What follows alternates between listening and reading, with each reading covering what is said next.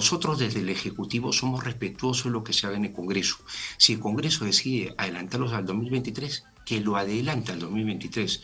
No tenemos ningún problema porque nosotros somos un gobierno de transición y no nos aferramos al cargo. Nosotros estamos ya conectados con el ministro de Justicia, José Tello. Bienvenido, ministro Tello, a Exitosa. Muy buenos días, Karina, es un gusto y por tu intermedio un saludo también a toda la audiencia Exitosa. Muchas gracias por estar aquí. Ministro, el día de hoy hemos amanecido con más puntos bloqueados en las carreteras y también con información de que hay grupos que se están formando para llegar hasta Lima el día 18, en Apurímac y también en el Cusco. Tengo entendido que ustedes han generado este estado de emergencia precisamente para evitar los traslados masivos, para evitar que hayan desbordes, pero ¿está dando resultado o no está dando resultado? Porque ha subido significativamente los bloqueos en las carreteras, por ejemplo. A ver, acá lo que tenemos nosotros es el despliegue de las fuerzas policiales con el apoyo de las Fuerzas Armadas en lo que es un estado de emergencia que está perfectamente regulado en la Constitución y también está más que regulado en la normatividad de cada una de las instituciones que están a cargo, la policía o en todo caso las Fuerzas Armadas. El accionar me refiero y el uso de la fuerza. Muy bien, pero yo le estaba preguntando que si esta estrategia que ustedes están manifestando mediante el estado de emergencia, que me imagino que es uno de los puntos que ustedes tienen, está dando resultado, ¿no? Porque se están multiplicando los bloqueos y, como le repito, hay personas que se están juntando, reuniendo con la consigna de venir hasta Lima. Es que esperamos el actuar de la fuerza del orden. Evidentemente también hay un trabajo conjunto con el Ministerio Público porque se ha advertido pues que existe lo que es la protesta legítima ciudadana que tiene un amparo constitucional y que debe darse porque todo el mundo tiene el derecho a la protesta, pero también algunos agentes violentistas que están generando graves problemas y que actúan de una manera distinta, atacan activos críticos y generan daños y perjuicios a la propiedad privada y también lo que es la propiedad pública. Entonces, ahí hay una estrategia por parte del Ministerio del Interior, del Ministerio de Defensa, que evidentemente lo que busca es contener y repeler. Ahora también, Karina, es muy importante decir que hay cosas que se van dando en el transcurso de las horas y que quizás van a advertir la existencia de una estrategia por parte del gobierno. Y vamos al hecho concreto. Cuando se trata de una amenaza no convencional, es decir, por ejemplo, criminalidad organizada, agentes al margen de la ley, nosotros lo que tenemos es una amenaza no convencional y la amenaza no convencional se combate con un sistema de inteligencia. La inteligencia de parte del gobierno está haciendo su trabajo, está en coordinación con nuestras Fuerzas Armadas y policiales y además también con el Ministerio Público, quien está teniendo todas las facilidades para hacer su trabajo de manera preventiva o ya de manera tal cual, o sea, ante ya un delito que se consuma a través de las fiscalías de turno, las fiscalías correspondientes. Recordemos que la Fiscalía de Criminalidad Organizada también se ha abocado en este proceso y realmente lo que tenemos es una reacción del Estado de Derecho frente a lo que podrían ser amenazas que se podrían configurar y esperemos que no lleguen a generar mayores problemas. Muy bien, ministro, yo estaba leyendo algunas de sus declaraciones y usted ha dicho de que se tiene que individualizar los casos respecto a las muertes, las lamentables muertes en estas protestas, a ver si es que hay responsabilidades en los miembros de las policías o de las Fuerzas Armadas. Y ha precisado que el efectivo policial tiene la posibilidad de no acatar las órdenes que contravengan la ley. Esto ha sido tomado, por lo menos por uno de los abogados que es especialista en derecho policial, ha sido tomado como que el Estado trata de hacerse irresponsable, de lavarse las manos de su responsabilidad y solamente achacarle la responsabilidad a los policías cuando los policías son los que sostienen la gobernabilidad, la democracia en este momento tan tenso. Esas fueron sus palabras. ¿Usted ha pensado esto al dar estas declaraciones? Es decir, achacarles todas las culpas a los policías cuando, según el abogado Estefano Miranda, ellos han trabajado respaldados con la ley, han disparado cuando han tenido que disparar, dice él, respaldados por la ley. Correcto. Vamos por parte. En primer lugar, soy respetuoso de la opinión de los especialistas. Creo que ellos tienen todo el derecho de dar sus opiniones y me parece que es razonable porque también estamos en un clima de libertad de expresión. Hay que ser respetuoso de eso. Segundo, contextualizando, las Fuerzas Armadas y Policiales han garantizado la estabilidad de este país y lo vienen haciendo. Su trabajo es notable. También han sido víctimas de agresiones, han sufrido la pérdida, por ejemplo, de uno de sus efectivos de una manera bastante horrible, la muerte que ha tenido su oficial Sonco. Pero acá también hay heridos y hay toda una afectación de lo que es la familia policial y en realidad lo que son los efectivos policiales que están en el campo y que están enfrentando este tipo de situaciones. Tal es así que, por ejemplo, desde el despacho de justicia hay una iniciativa que va a ser llevada al Consejo de Ministros, donde justamente buscamos también tener una comisión que se encargue de atender a las víctimas del lado de la policía. Evidentemente, esto es un trabajo también que se desarrolla en los próximos días. Hay que ser claros en algo muy concreto, lo que son las acciones de campo. Y en eso hay una normatividad específica. Yo he hecho mención a esa normatividad y lo que señala esa normatividad. Pero justamente yo considero de que se tiene que dar, y hay un consenso sobre eso, ese análisis de cada caso de manera individual. Se tiene que analizar cada uno de los hechos. ¿Por qué?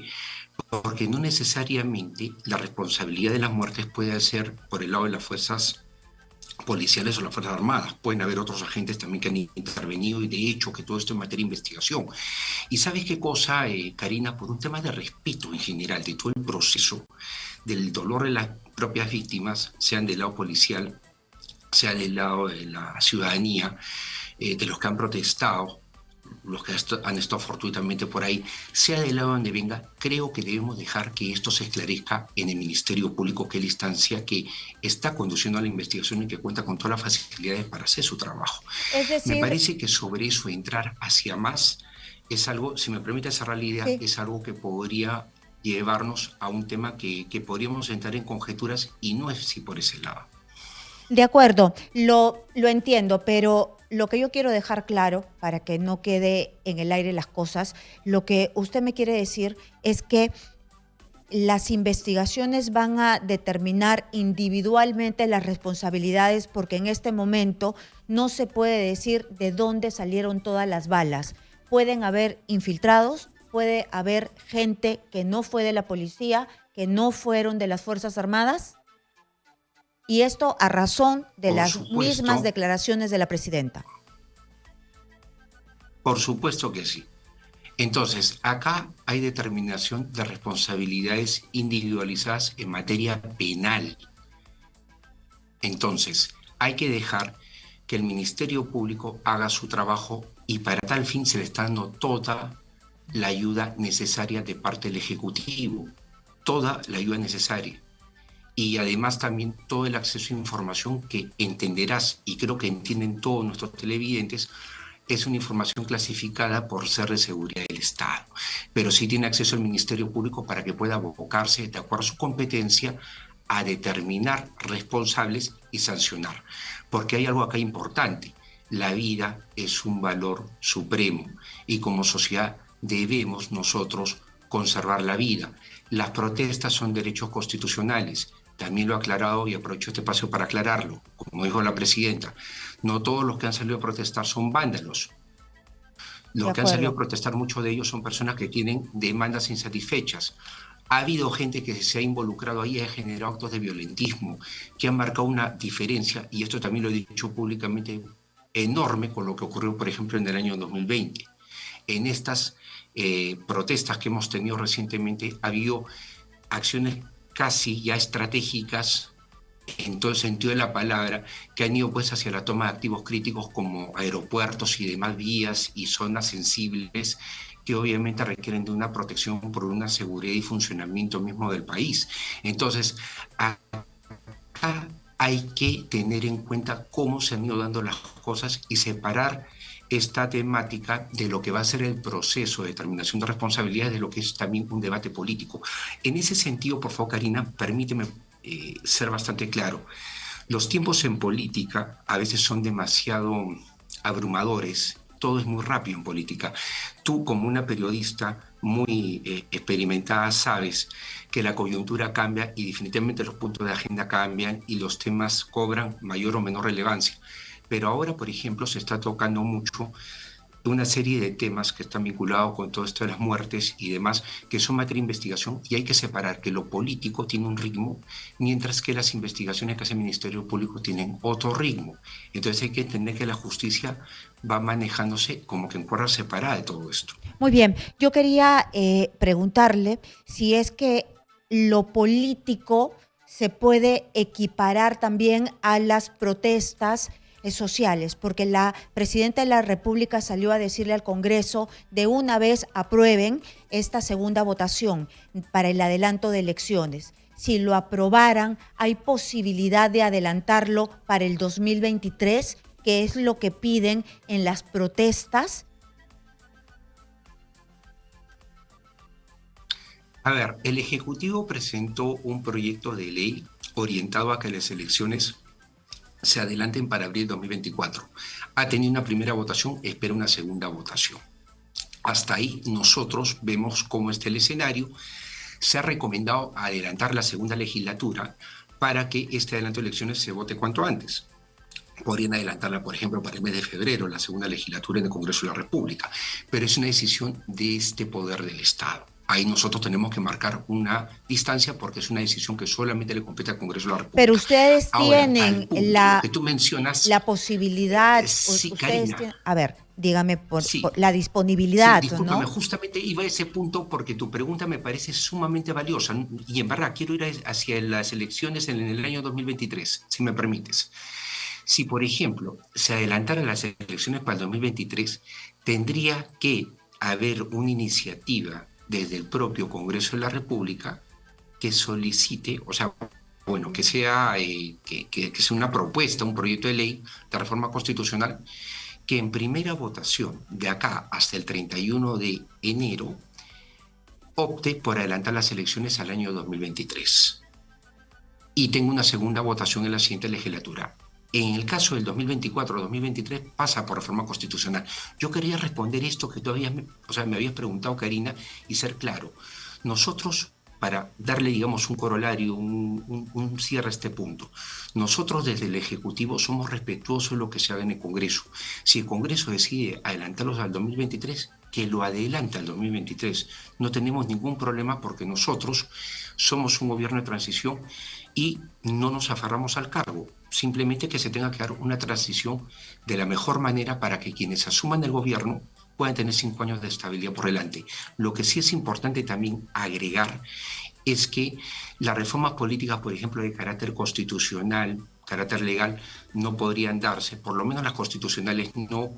Hay algunos especialistas entendidos que han dicho que podrían darse algunas reformas mínimas, quizás sí se podrían dar algunas reformas mínimas, si es que calzan algunas líneas de tiempo, pero eso se puede ver una vez que se tome una decisión, si las elecciones las mantenemos para una segunda votación, Bueno, para la que sean en abril de voluntad 2024, existe. o si cambia eso en el Congreso. La voluntad existe, la voluntad de los ministros y la voluntad de Dina Boluarte, la presidenta de la República. Tengo una pregunta más. Hay una propuesta de Jorge Montoya, él es el vocero de Renovación Popular, que ha propuesto al gobierno, y quiero saber si ustedes lo toman como una propuesta que se puede hacer o simplemente la descarta. El gobierno recomienda él que el gobierno militarice los aeropuertos, incaute los vehículos que transportan personas a las marchas, entre otras medidas. Estas son sus dos propuestas más grandes, ¿no? Que el gobierno militarice los aeropuertos y que incaute los vehículos que transportan personas para las marchas. Lo que me estás preguntando, yo te digo con toda franqueza, es algo que tiene que ser evaluado, ¿no? Así como el señor Montoya, pueden haber también otros voceros, líderes políticos que hagan propuestas, pero esto finalmente pasa por la evaluación de los sectores especializados que son en el Ministerio del Interior y el Ministerio de Defensa. Y evidentemente tiene que ser una decisión bien, o sea, bien analizada también, sobre todo con los servicios de inteligencia que están aportando información valiosa. Es un tema que creo que se tiene que tener como una opinión que se respeta, pero que definitivamente tiene que tener pues un tratamiento especial. Obviamente por los sectores especializados, y también quiero volver a resaltar, teniendo en cuenta mucho lo que dice el servicio de inteligencia, porque hablamos de un tema de seguridad del Estado y esto es algo que tiene que ser manejado con mucha prudencia.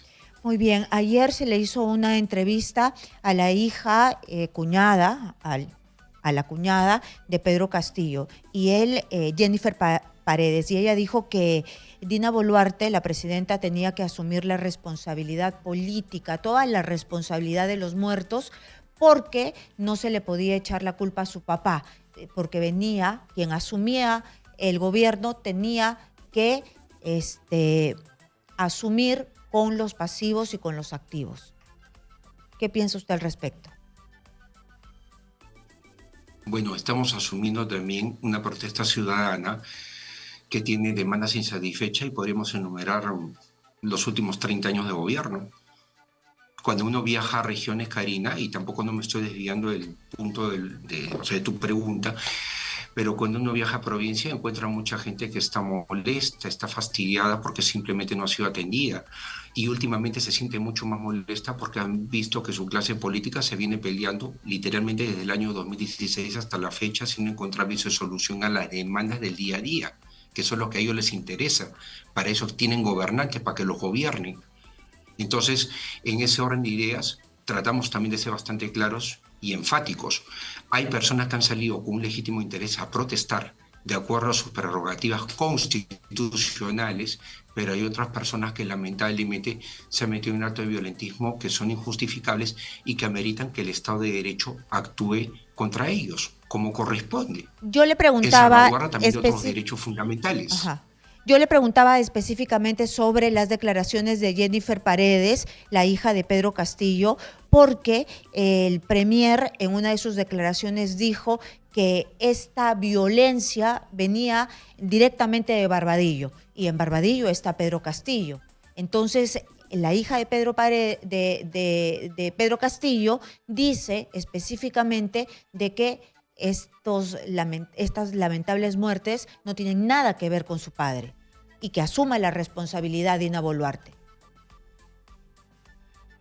Bueno, lo que se está viendo ahora tiene que ser materia de investigación. Esta mañana justamente hice una precisión al respecto.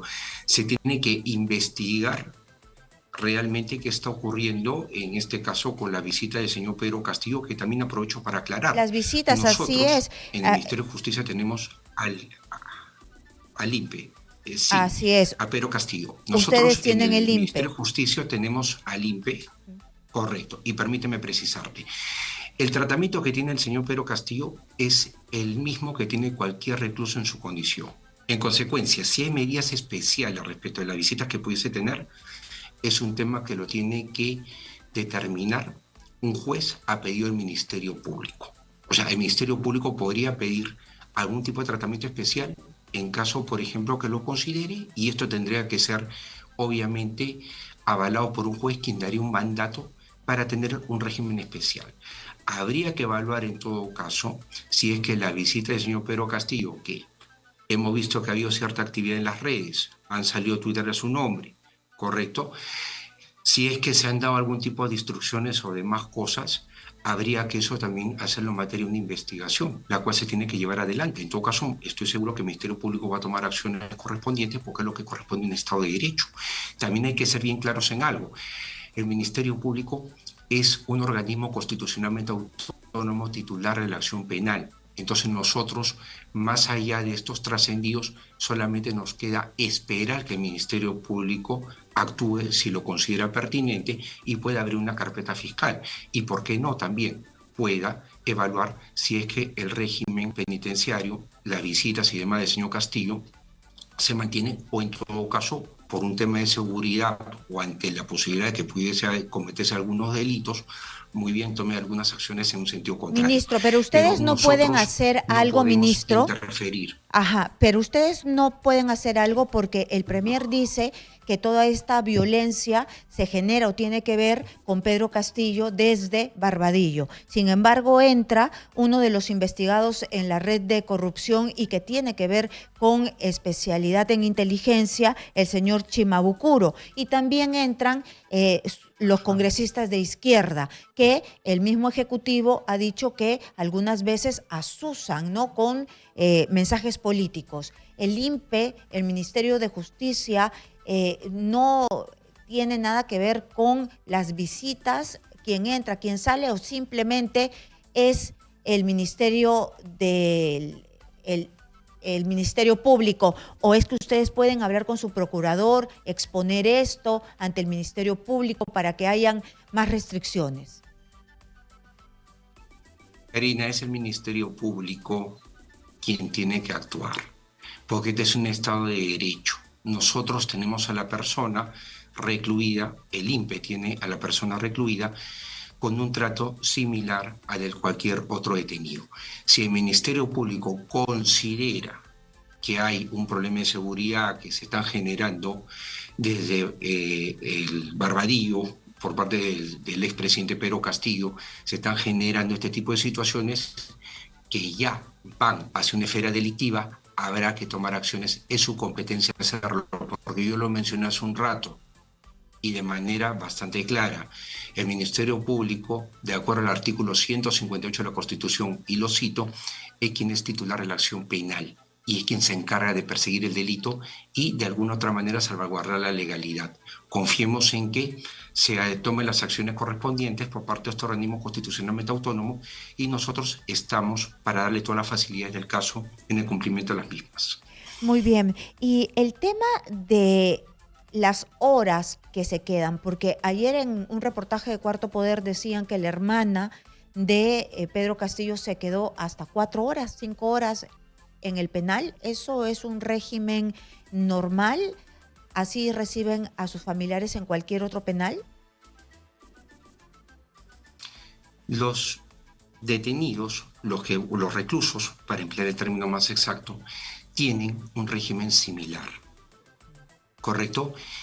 Es algo que está regulado y es algo que se sigue en el INPE de manera equitativa. Karina, en este punto te digo que se ha observado rigurosamente todo lo que tiene que ver con el tratamiento del expresidente Pedro Castillo, voy a mencionar también el expresidente Alberto Fujimori, y Barbadillo está dentro de los parámetros convencionales, todo funciona con equidad y funciona bien ahí. Muy bien, Lo que entonces tanto ocurre Castillo es que como Fujimori tienen los mismos regímenes. Ante la advertencia que se está haciendo ahora por este reportaje que ha salido de articulaciones, supuestas articulaciones que pudiesen venir desde el interior, esa es otra cosa, corresponde al Ministerio Público que actúe. En ese sentido me permito sí ser bastante claro en que yo creo que ahora ya esto va hacia otra instancia. ¿Perfecto? Muy bien. Ha quedado muy claro. Muchísimas gracias por estar con nosotros. Al ministro de Justicia, José Tello. Muchas gracias por darse el tiempo para